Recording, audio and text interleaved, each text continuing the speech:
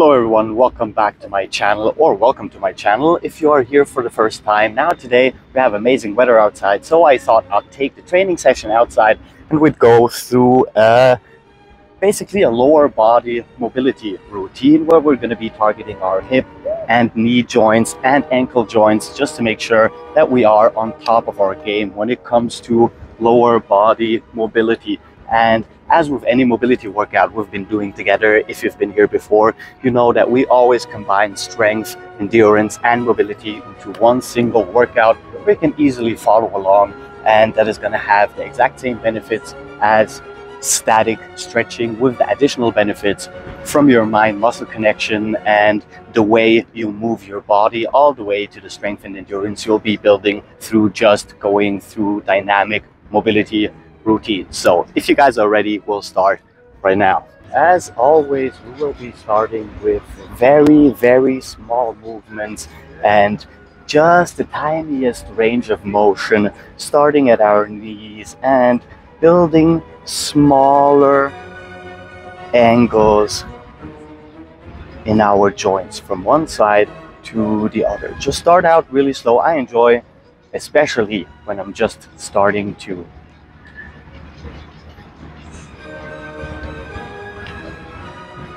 working really slow, especially in the beginning when I'm just starting to warm up my joints, basically, because I notice, especially when I do this in the morning, that the stiffness is getting in the way of going deep into certain positions, and that is a problem which I intend to address. So as always, start with tiny range of motion and increase it over time. We're basically using a wide stance for a Cossack squat, C-O-S-S-A-K,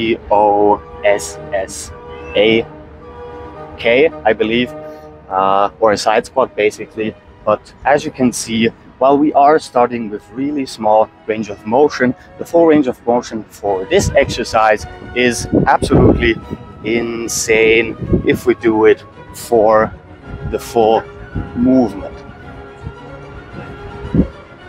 Just a couple of more stretches from side to side. And now there are two things you need to keep in mind when working on this. If you keep your foot flat on the ground like so and parallel, you have more of an inner thigh stretch in your adductors basically. If you, however, turn your foot upward like so and extend it fully, we are working more on the back side or our hamstrings, basically our biceps, femoris, that is. So increasing the range of motion as much as you can, and then we're going to start just sitting down from one side to the other. And if your heel raises like so, that is actually a good thing for now. Some people have a problem with sitting down all the way into the deep squat and having their feet planted firmly. So if your heel raises up just like that, that just means maybe your Achilles tendon or your gastric or soleus is a little bit shorter than required for a full put down of your foot.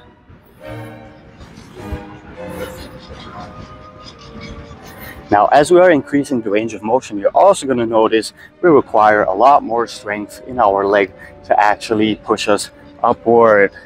And what that means is we're already working on our strength endurance, first of all. But if you have problems of continuing this way, you can keep your hands on the ground and help yourself just a little bit, compensating for the lack of strength in your legs, because we are working on getting better with that. So no problem in just helping out just a little bit. And we have been increasing the range of motion of the same exercise since the beginning. We haven't changed anything yet. We have just been increasing the movement. So that is going to be dependable on your own flexibility, how far that will be for you and how far it is for me. But at the very end, or if you have mastered the Cossack stretch, you will be sitting down with one leg fully extended all the way touching the ground. We have an external rotation in our knee. We're pushing outward in our hip and that should be still very comfortable. We're also rolled over our toes, so basically our toes are like so on the ground and rolled over, which means we have a nice little stretch in our feet, which doesn't happen too often in our normal daily life. And we also have a little bit of tug here on our Achilles tendon. So left side, right side, sit down all the way if you can. If you can't, then now you know what the next goal should be for you when it comes to this movement. And we've already been doing this for a couple of minutes, but as you can see, it has been getting more and more comfortable moving into the full stretch without feeling any sort of tightness. And as you do this multiple times over the week, for some of you that will be even daily, you will notice that you're getting better at other things too, especially if you work out doing, for instance, yoga or whatever kind of other sport, because mobility and especially coordinated workouts like these, where you have multiple joints moving in your body into multiple directions, that is good for your mind-muscle connection and promotes motor neurons building up, which basically means that you have better control over the musculature that you are targeting, and in connection with that, better joint health because of the increased mobility and the increased strength of all the tendons and muscles surrounding it. So now we are in the full Cossack, and we're going to add lumbar rotation too. So we want to include our spine by just turning to the other side, like so.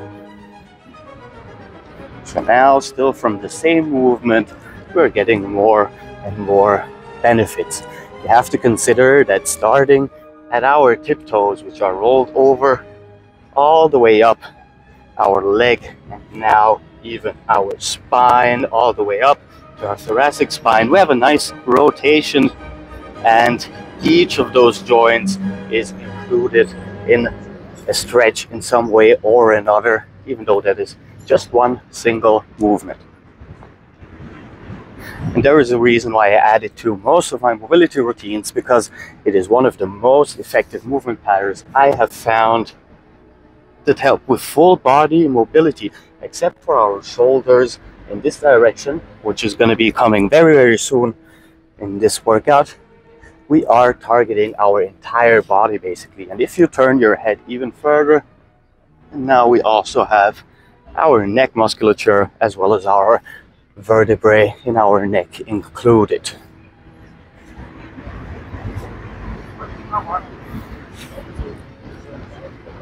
Now I hope the audio quality is better than last time when I used the Bluetooth mic, but I will see that at the end of the video, sadly, so I might have to take out the audio and just speak over it. Hopefully that does not have to happen. So now that we have done the full rotation in the Cossack, we will have an additional stretch in our hip flexors by, when turning, pushing forward and lengthening our quadriceps, our hip flexors, all the way up to our abdominal musculature by contracting our glutes and our spinal erectors and pushing forward. And of course, we're going to do that not just multiple times, but multiple times in both directions. Pushing forward with your hip, switching the side, and pushing forward again. Now, that is something I don't usually do, but some people find it helpful when they add a little bit of music to their routines and to their workouts, especially when it comes to mobility, because you can find a nice rhythm to follow and it can take your mind off the discomfort. And I mention this specifically because discomfort when doing flexibility is okay, it is good. It is a good sign that you're going a little bit further than you did the last time. But pain is definitely not a good sign unless you are rehabilitating some injury you already have existing. Then pain while stretching or doing mobility work is not a good sign at all and should be addressed with a medical professional before you do anything that harms you even further. And we're going to increase the range of motion of our hips, or the stretch in our hips, by, instead of using our hand on the ground this time, we're going to go down on our elbow and adding latissimus as well as a triceps stretch, like so. So we're going from our knee joint, one singular line, all the way up to our fingertips into a nice little stretch here. And we're going to repeat this again, both directions, multiple times.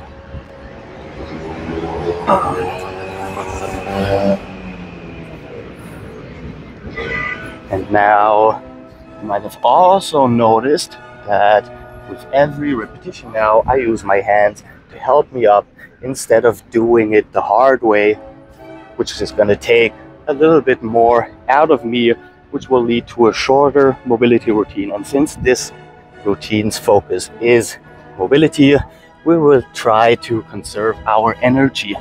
That is to say that if you want to use this for building strength or even mass, like hypertrophy style, you can definitely do that by trying to compensate far less with your arms and going through your leg musculature, like so.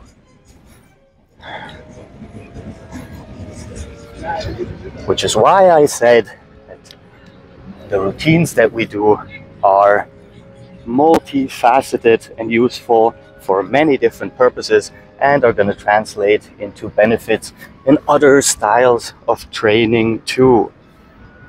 So last time on this side, a final time on the other side,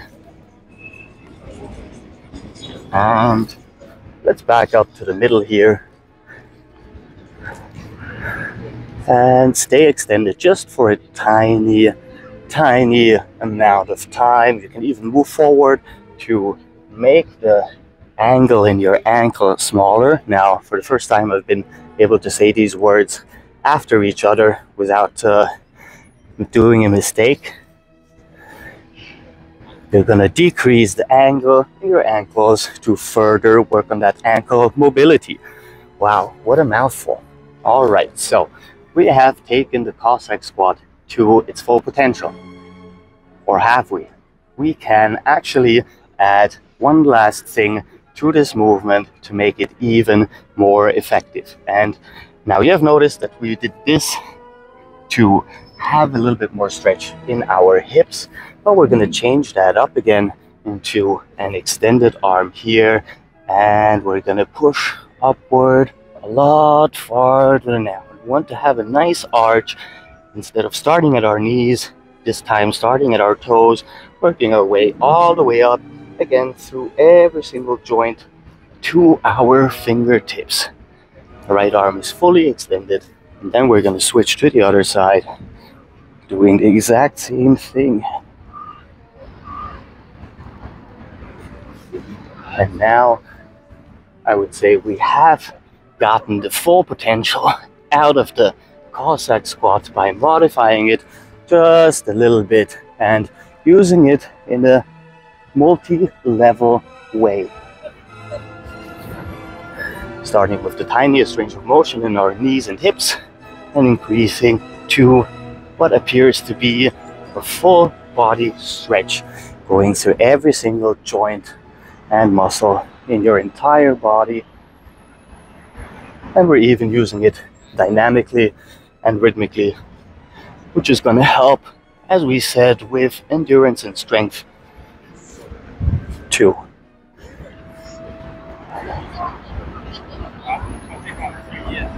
So we're going to repeat this one more time for each side.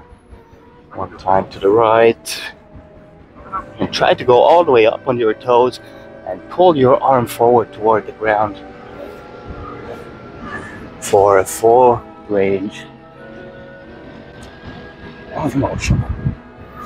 And now we're going to switch it up a little bit and move away from the Cossack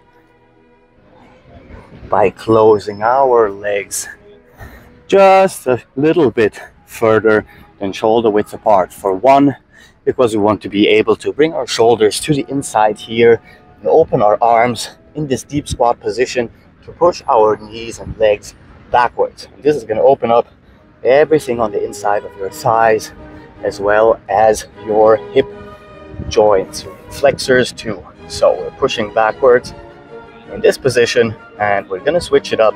I love this exercise, calling it deep squat to pike. Basically, depending on your mobility now, you can either bring your hands to the middle. If you can touch the ground by extending your legs, that is perfect. And if that is too easy, you can increase the range of motion again by opening up here and keeping your arms still on the ground when extending your legs fully. This will give us a nice stretch in our entire posterior chain, moving down our upper back. And then when we go to the deep squat position, we are relaxing the exact same muscles again while elongating at least the connections of our quads and our tibialis here on the knee side. So extend, relax. And you're also going to notice that this is very strength taxing if you are not used to doing a lot of deep squats with your own body weight, or if you're someone who does hypertrophy work and your workouts consist of 4 to 8 repetitions to 3 sets per exercise. So you wouldn't have the strength endurance to do this for a long period, which means there is your next goal. You can use that for endurance purposes. So now we have covered strength purposes, endurance purposes, and mobility purposes, which is the one we have picked today to be our main guide. So if anything is too hard when it comes to a lack of strength or endurance, you will try to compensate more with your upper body just in case, by decreasing the range of motion, by helping with strength, or simply by taking short breaks in between. That is totally acceptable.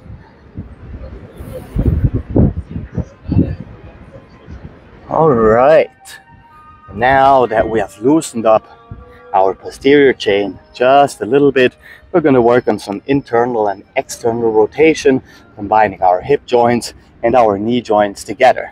What do I mean by that? Left side, the right leg, and then switch it up, touching down. Now we're rolling over our toes, as you can see here, pushing our knee down to the ground. We have a nice little stretch in our Achilles here and in our foot, as well as moving up just slightly into our calves, depending on how mobile you are. But what is more important is that we're moving internally in our hip joint and using a little bit of strength to do it, just to strengthen the whole combination of smaller tendons and insertions here in our hips.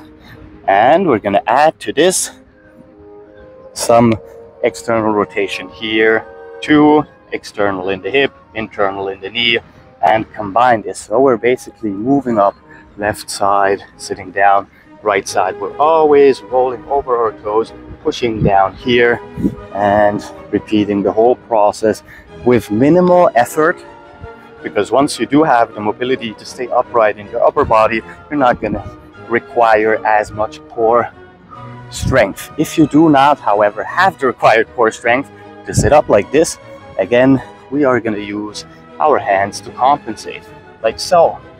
Have yourself forward and move from one side to the other. Some people will not be able to bring both knees to the ground, so this is your next goal. Basically, whatever you cannot do yet is pretty indicative of what you should be doing more, which has probably never been said before and is not the whole philosophy behind training at progressive overload. I'm just saying you're going to notice some weaknesses, and that is a good thing, because you can use those to get better at the thing you are weak at, right? All right, so internal, external rotation, both in our hip and our knee joints, and we're gonna add some lumbar rotation as we did with the Cossack before. So internal, external rotation and spinal rotation in our lumbar spine, and we can even add our neck to go into a full arch. Now we're back, pushing forward with our glutes and switching to the other side, rolling over our toes to include some ankle work and ankle mobility. And there we go. We should be a lot more limber than we were when we started out, so going into a deeper stretch now shouldn't be that much of an issue as it was before. When it comes to how often you should do a workout like this, if you're still following me, hopefully, if you can cut it down to 10 minutes and do it daily, I would definitely recommend that. If you are short on time and you can only do it once a week, then I would at least put away 30 minutes just for the purpose of doing a routine like this one. And if you could do multiple rounds of 30 minutes each week, 3 or 4 times, then that would definitely be the way to go, because we have been neglecting our mobility, and with that we have been neglecting a big chunk of quality of life.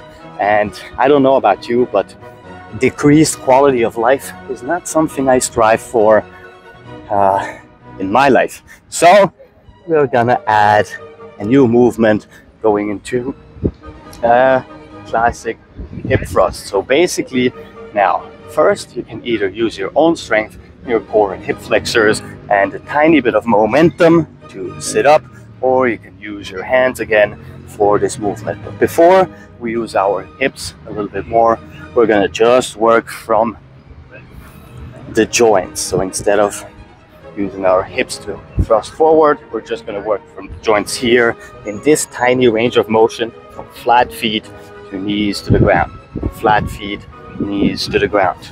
And we have our knees pushed outwards just the tiniest bit. Instead of going parallel like so, we're gonna work from here at your own speed.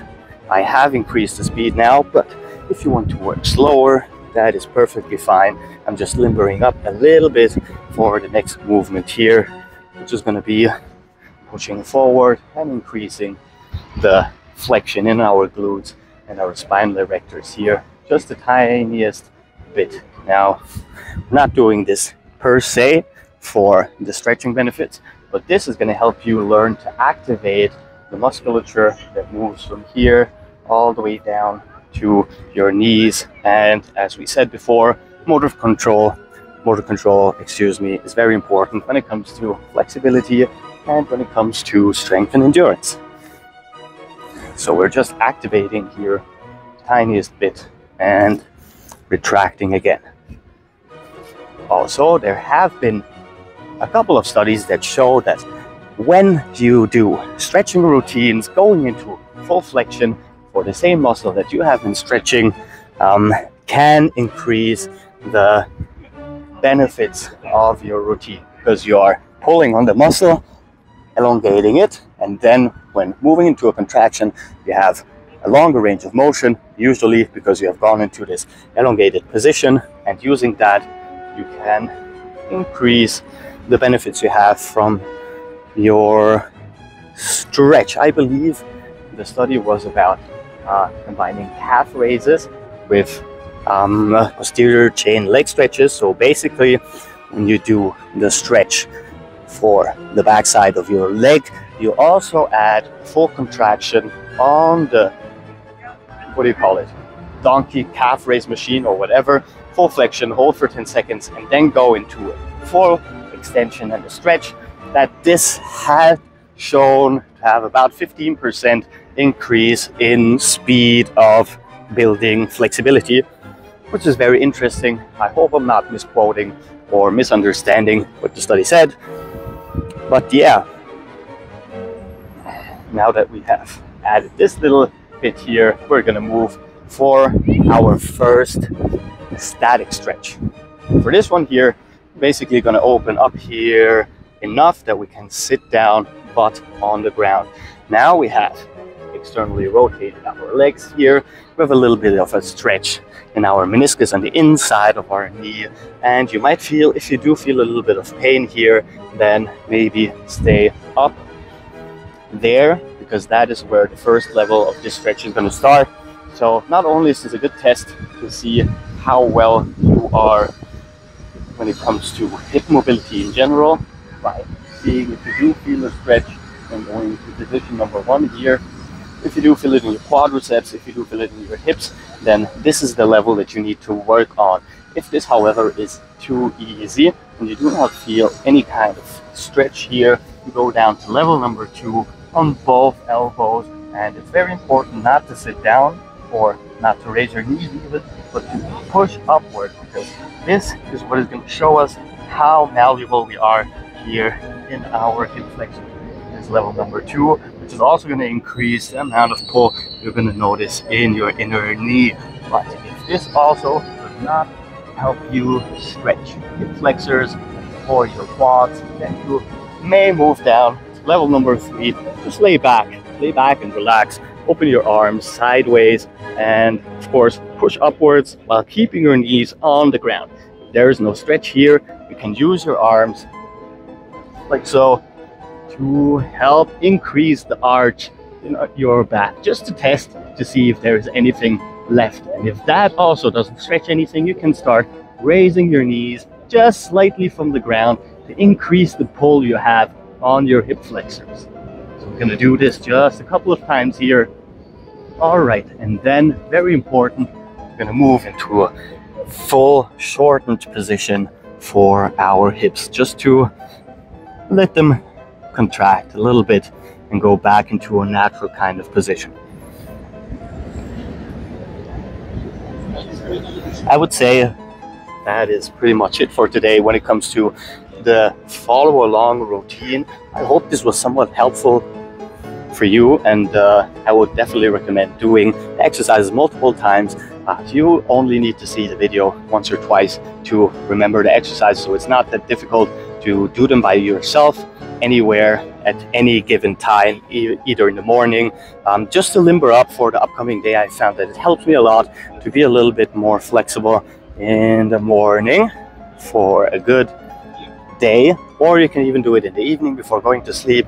Sometimes it helps me relax and be able to go to sleep faster. So whatever floats your boat, do a full training session or just use 1 or 2 exercises once a day, every single day.